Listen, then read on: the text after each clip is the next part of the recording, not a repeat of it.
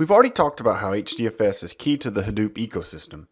Now let's look at some of the HDFS characteristics. The first one is it works in a distributed environment. This means that your cluster doesn't all need to be in the same rack or even in the same building or area code. It works over a distributed file system. So for instance, if you had a couple servers in New York and a couple servers in San Francisco, they could all still be in the same cluster and work the same. They just would need an internet connection. The next characteristic is the batch processing. If you're familiar with MySQL or SQL Server, those are more real-time. So you put in your query and then you get your results in a pretty fast time. Well, with a batch processing like HDFS uses, it takes all your inputs, it runs the calculation, then writes that output before giving you an answer, which makes it run a little bit slower than near real time. So if you're looking for something in real time, just remember HDFS doesn't work in real time, but there are some other in-memory applications that you can use. The next is HDFS is open source and it's all written in Java. This means that the code is extendable, so we can write in new functions or we can add new characteristics and modules to HDFS if we need it. That's not to say that you have to know Java to be able to use HDFS, and you're going to see that in the next module where we're going to use it from a command line and not using Java. There are other applications that allow for you to abstract away Java, so even if you're trying to run MapReduce jobs, you don't have to write them in Java, and we'll dive into those in a couple other modules. Some of those will be Pig and Hive, but we'll look at those. Now let's take a look at our architecture. So for our understanding, we're going to see that HDFS is going to consist of a name node and a data node. Well, our name node is going to act more like our manager, and our data node is going to be where we house our data. Let's look at this example where we have a name node, and think of your name node as the orchestrator. So as data comes in, the name node is actually going to remember and index that data out to the data node. So we're having data come in through the name node. It's being indexed and tracked of where it's being stored in each data node. The thing we want to remember about a name node is where a name node remembers where the data is stored in their cluster, and the data node is actually where the data is stored throughout your cluster. So think in your cluster you have a name node, the data comes in.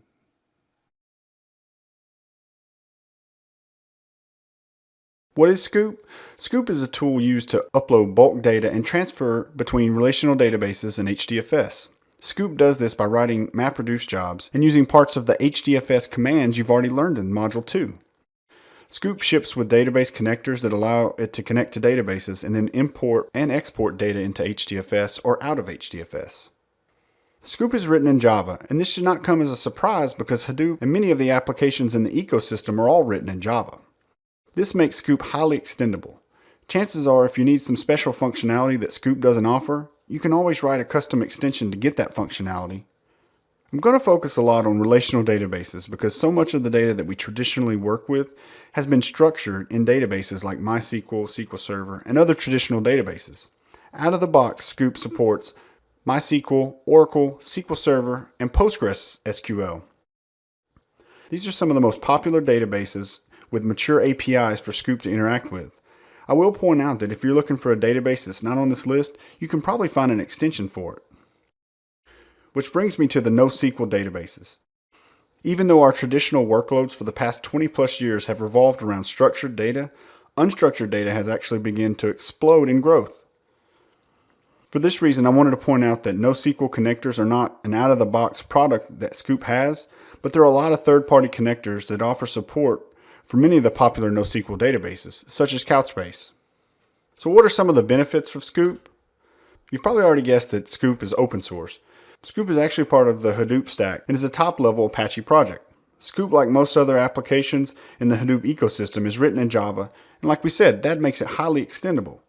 We talked about a few third-party extensions for certain NoSQL databases and even some SQL databases. These are all called connectors, and they're all possible because of open source.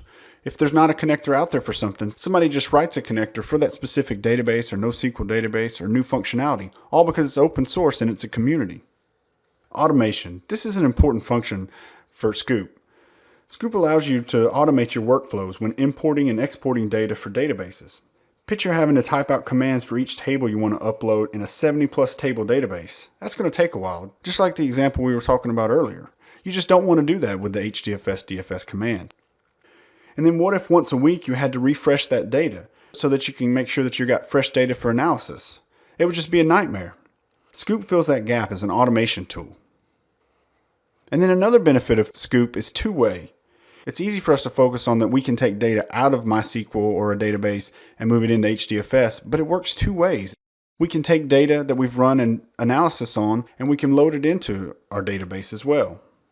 Think about performing some ETL on data and then importing it into a relational database so it can be supported by a web interface or some other kind of application that depends on a database.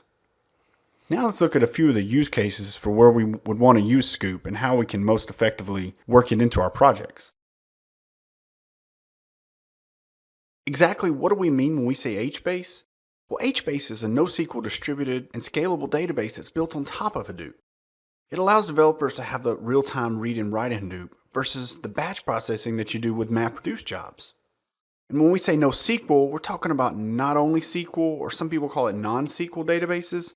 Those differ from our traditional relational databases, where our schemas are a little bit tighter fixed. For example, in a relational database, you might have a table that has rows and columns, and all those have to be fixed, and they have to be the same length.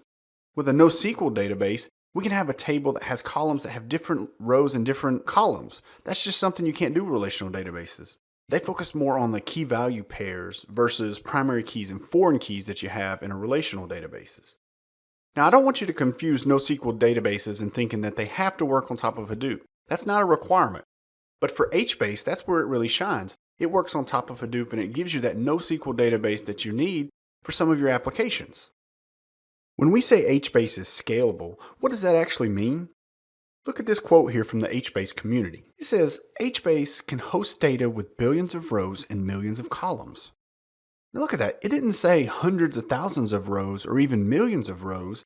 It said billions of rows. That's a large amount of scale. And it's not just billions of rows with a couple columns or 20 columns, it's millions of columns. 10 years ago, that would have been crazy. But now it's all possible with HBase. And even in relational databases, this still is kind of crazy. Some would argue that you can't get this scale with relational databases. So how does this work and why can it scale like this? Let's look back at our Hadoop architecture. You can see here we've dealt with Pig, and Pig works on top of Hadoop, and it's our scripting language. You can also see that we have Hive here, which is our SQL that's working on top of HDFS. Now if we move over and look at the NoSQL, you'll see HBase is there. And so HBase is actually working on top of Hadoop like we had talked about. And that's what gives HBase the ability to scale to these billions of rows with millions of columns. And it's also what allows for HBase to work in a distributed environment like we had talked about. Now that we know that HBase works in a highly distributed environment and is scalable, let's dive in and see how it really works. Let's see how we can interact with the shell and look at the ways that HBase was built. We'll even go through some of the use cases as well.